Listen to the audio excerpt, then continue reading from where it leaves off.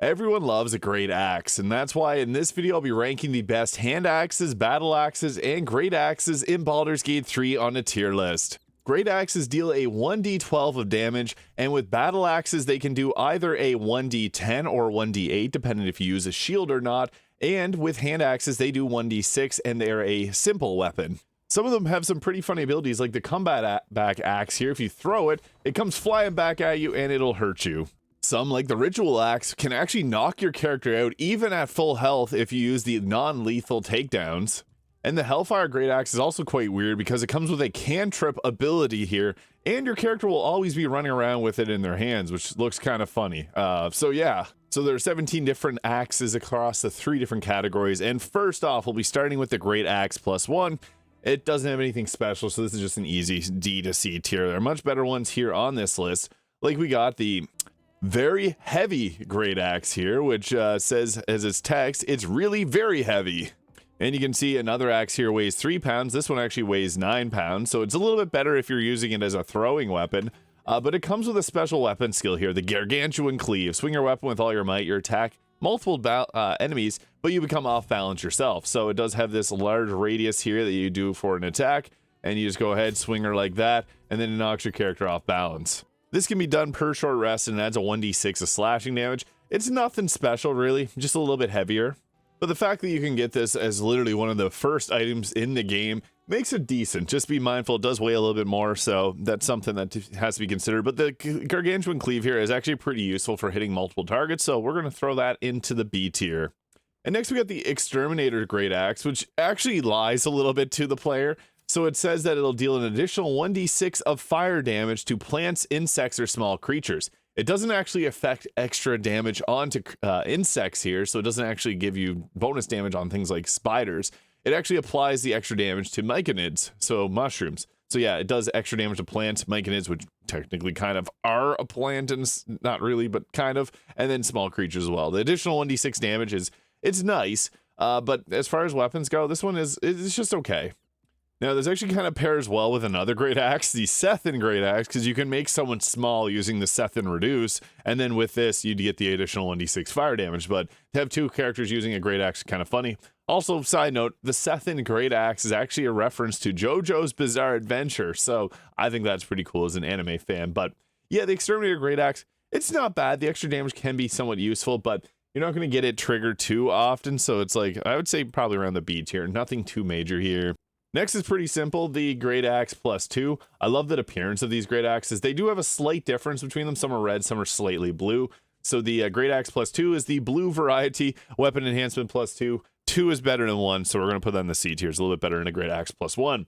But next we got ourselves the Undead Bane. Now this one will give the additional 1d6 slashing damage against fiends or undead. That sounds amazing for Act 2, right? Well, this axe can only be gotten in Act 3. So the area that would be most effective, you can't actually use it. But it does give that additional damage, which is nice, +1 enhancement. And it comes with a unique weapon skill, the Profane Scourge. So that adds a 2d6 conditional damage against undead creatures and fiends. I guess there are some areas where you can apply the extra damage and possibly bane it. So yeah, that's not too bad. You got that special weapon attack there. I'm sorry, Shadowheart. Just wanted to showcase that there. So boom, you got that special attack there. Deals additional damage once per short rest. That is cool and all. It's just gotten way too late in the game that you likely have better weapons that you're using, or long swords, great swords, you name it. So the Undead Bane is probably another B tier weapon. Nothing super spectacular yet.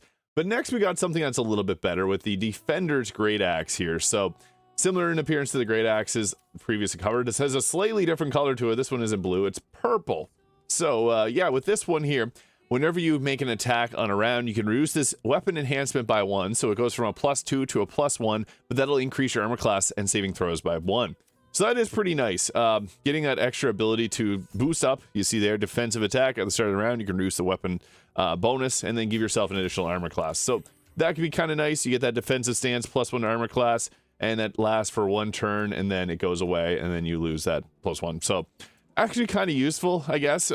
If you're confident in your ability to hit the target, this can be something that you could forego to give yourself that extra boost to your armor class. Nice on barbarians. So yeah, it's good. You get it in Act 2, so it is relatively early on. I might say it's an A tier option. It's a good Great Axe early game if you want to put it on your barbarian, and give them a little bit more armor class and saving throws. Next is one of the few unique looking appearances. Pretty much every weapon here shares its icon with another. This one's slightly different with the red tint to it.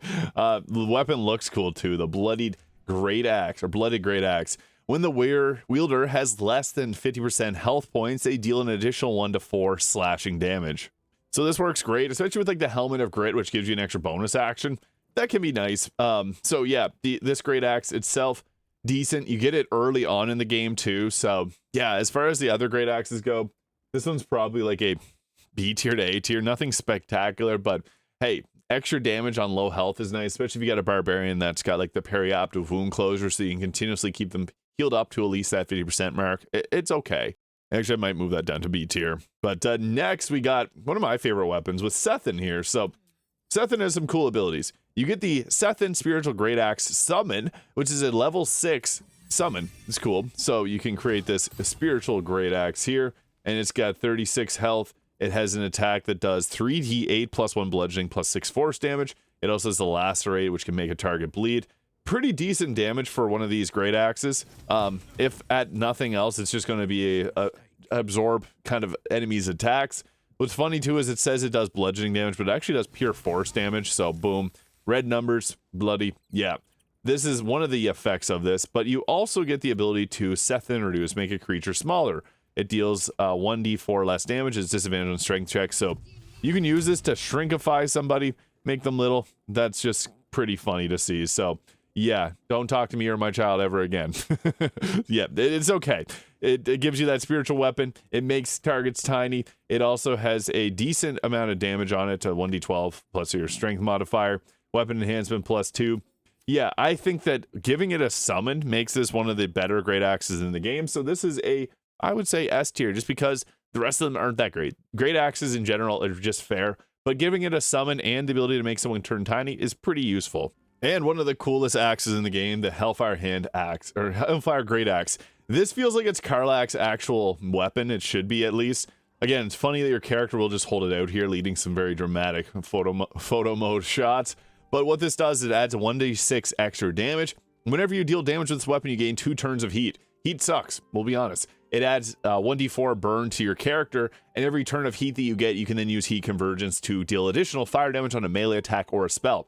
Now, this is kind of funny. I did a little weird multi-class to showcase some of the abilities of this. If you're a fighter mixed with a sorcerer, you can use Quicken Spell on your Hellflame Cleave. Isn't that something? So, yeah, it has some weird ways that it works. It also, you can apply Careful Spell to it, which will make it so your allies succeed on their saving throws. You can apply Extended Spell to it. So, it works with the sorcerer meta magics, which is kind of funny. However, the big downside to this weapon, it can be counterspelled. So this counts as a cantrip. You see right below the words Hellfire or Hellflame Cleave, it's a cantrip. So this basically does a weapon attack and also spews out hellish flames. Now this is the most like messed up weapon in the game. At the very bottom, you see Hellfire ignores resistance and immunity to fire damage. It doesn't. It just straight up doesn't. So that is something. But another cool thing is it creates hell flames. There's not really any other way to create hell flames here. So I'll showcase what that looks like. So going ahead. Boom! You create the Hellfire. What does Hell Flames do? Well, 21 damage. You can, it's a roiling Hellflame. You take 66 of fire damage. Crazy damage. It creates that surface there. Almost took my character out. They're still on fire. Oh, down we go. So yeah, it actually hits pretty hard as far as axes go because of that extra fire damage that it leaves behind. Just be mindful that it does use a bonus action, or it does take up your entire action. So even if you have fighter level 11 with 3 attacks, if you use that, your entire action's gone. You can't do your 2 extra attacks. So that's something to keep in mind. Because it is coded as a cantrip, can be counterspelled. You can still cast this while being silenced, so it's kind of marked similar to the Ice Knife. It's the weirdest ability in the game. Also, another weird thing about this, so the Thermodynamo ability that gives you the 2 turns of heat, whenever you deal damage with this weapon, it only can apply once per turn. So it's another downside. You only get the 2 turns of heat. So actually, if you want to build up the heat convergence, you're going to have to attack with this quite a bit. So that is just one downside to this weapon. It's still pretty good because that additional 1d6 is really nice. And then you got the heat convergence here, which will turn the heat that you have on your character. Unfortunately, this weapon will make you take fire damage. So as I mentioned, this is great for Karlach. This is, in my head, This is the weapon that she should use, and the armor that she should use is the Unwanted Masterwork Scale Mail. It also can give fire damage resistance, but this armor was meant for Karlach. That's beside the fact. I still think this is one of the best weapons as far as axes go, because that 66 of fire damage from the surface is so cool, and it gives you a 1d6 fire damage. You cannot dip it, so that's another thing to keep in mind. If you wanted to dip your weapon, it doesn't actually work that way. So you can dip it all you want. It doesn't get the extra damage on it. It already has that 1d6. And next we're getting into battle axes. So battle axes are cool because you can either use them as a 1d10 weapon, or if you want to, you can throw on a shield and then they become a 1d8. So it's a versatile weapon. It's cool. That in itself is nice. However, battle axe +1, same thing. It's worse than the Greataxe +1. But moving on, we got the Thermodynamo Axe, similar name. Whenever you deal damage with this weapon, you gain 2 turns of heat. It's kind of similar to the other one. Again, heat is not that great of an action in Baldur's Gate 3, so if... Oh wow, Halsin got hit really hard there. So whenever you attack with this, you get the 2 turns of heat. So that just means you take 1d4 for 2 turns, but you can do 2 extra fire damage on your next attack. That's not really that great. So this one doesn't have any of the big benefits of the additional 1d6 fire. You can only get that extra 2 damage fire, but you take 1d4 twice. So it's not a fair trade. The minimum damage that you will receive is 2. The maximum damage you can give is 2. And you have the potential to take 8 damage from the heat. So yeah, not that great. I'm actually going to set this into the C tier. It just doesn't feel that effective. Yeah, there's better fire axes in the game. Next, we got the Vicious Battleaxe. So whenever you land a critical hit with this weapon, it deals an additional 7 damage. That's really good. The Dolor Amaris here is extremely effective because it can apply on even your ranged attacks. Similar to the Dolor Amaris daggers there. It's pretty decent. And with that, we'll set that probably high B tier, maybe even A tier. +7 on a critical hit's really nice, especially if you're like a barbarian that gets additional critical hit damage. Yeah, there's a lot of benefits to this. High B to maybe A tier. Well, maybe we'll throw in the A tier just to make it a little bit more balanced. But next we got ourselves the Witchbreaker. You have advantage on attack rolls against concentrating creatures. That's pretty nice. So the nice thing is I just got Shadowheart there to hold a concentration on Call Lightning. So now we got advantage on our attack from the Witchbreaker. That's great. And then with that, we also get the special Hush You spell here. So this can slash a target and possibly silence it. So with that advantage that we got, we're likely to land that attack and potentially silence the target. So that's cool. If you miss the silence, you can't do it again per short rest. But this is pretty cool because there's going to be a lot of times where targets are concentrating on spells, and you get this at Kreshulek. So this is one of the first weapons that you get in the game. Actually, I'm going to put this one into the A tier and move the Vicious Battle Axe down to B tier. So I think that works a little bit more balanced. Yeah. And next, we're getting into all the hand axes. So there is a classic Handaxe +1. This is the worst. So in the C tier, obviously, Greataxe, Battleaxe, Handaxe. These are simple weapons, so anyone can use them. Now we also have the Dragon's Grasp, which deals additional 1d4 slashing damage to burning targets, kind of similar to how the Firestoker does additional 1d4 piercing damage to burning targets. So this can work well if you have someone that sets it up with the Hellfire hand crossbow, and then you got the Dragon's Grasp there. It's also one of the first weapons that you get in the game. Nothing terrible, nothing spectacular. It's an all right choice. So yeah, I'd actually say this one is probably like top of the C tier, maybe. Yeah, hand axes just aren't good in the game. We'll be honest with that. And next we got the comeback, the comeback hand axe. This is the one that I mentioned there at the start. With the comeback hand axe, it's kind of funny because whenever you throw it, it comes back right into your hands, and more precisely, right into your face. So you go to throw it. I'm sorry, Scratch, this is not what you want to catch. So you throw it, and then it mysteriously flies up and then comes back and hits you, and then you take damage. Sometimes the damage will only apply to you if you're in combat, but it's secretly a homing weapon, but it will hurt you. And it's just kind of funny to think of the axe come back and fly and hit you in the face. If you played any of the God of War games, the Norse God of War games, throwing the Leviathan axe, really fun. Not so much fun when it hits you square in the noggin. So yeah, this one is a joke weapon. It's from the Genie. And yeah, I think that is a D tier weapon. It's just not great. It's funny, but that's the extent of it. And finally, we got the Ritual Axe, which is weird. Now, I said the Hellfire Greataxe is weird. This one's just as strange.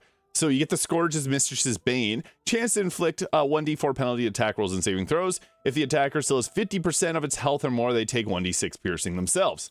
Now, why is this weird? Well, there's a lot of ways you can actually hurt yourself much worse. So if you have Savage Attacker, the damage that you attack with is going to re-roll itself, so you always hurt yourself for more.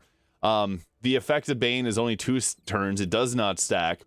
A critical hit on an enemy will apply a critical hit to yourself, so that's obviously not ideal either. So we get a critical hit there. Boom! Critical hit on us. Yeah, not awesome. We were able to Bane Will there. Sweet. But yeah, that's another thing. If you have lightning charges, the lightning charges hurt you too. You also can't reduce the damage with the heavy armor master feat, but a magical plate will reduce the amount of slashing damage you take. And yeah, the self-damage will still be applied even if the target is downed. So if we were to reduce the target to 0 health points, it still hurts us. So yeah, another cool thing though is it'll always apply Bane on hit. Even though it says that it has a chance to, it'll always Bane the target. It can't be stacked, but it always applies Bane. So there's a lot of weird things around this that doesn't really make a whole lot of sense. But let's say we knock out a target and have this weapon. So we go to attack him, knock him unconscious. Don't know what happened there. If we're in combat, it would actually knock us out as well. So that's something that happens. It's a weird one. The Ritual Handaxe, one of the strangest weapons alongside the Hellfire Greataxe. But my personal favorite, I really like the Hellfire Greataxe. It looks cool. It's fun to play with. This one here is I would say C tier. It does have some effects, but it's a weird one too. So that's what we got there. The best 2 are obviously the 2 very rare Greataxes. The only rare Greataxes in the game, mind you. So we got this one here, the Hellfire Greataxe, and Sethan, the JoJo's Bizarre Adventure reference. So there you have it, folks. Those are the best axes in Baldur's Gate 3. Let me know your thoughts in the comments. Hit the subscribe button below if you enjoyed, and I hope you have yourself a great day.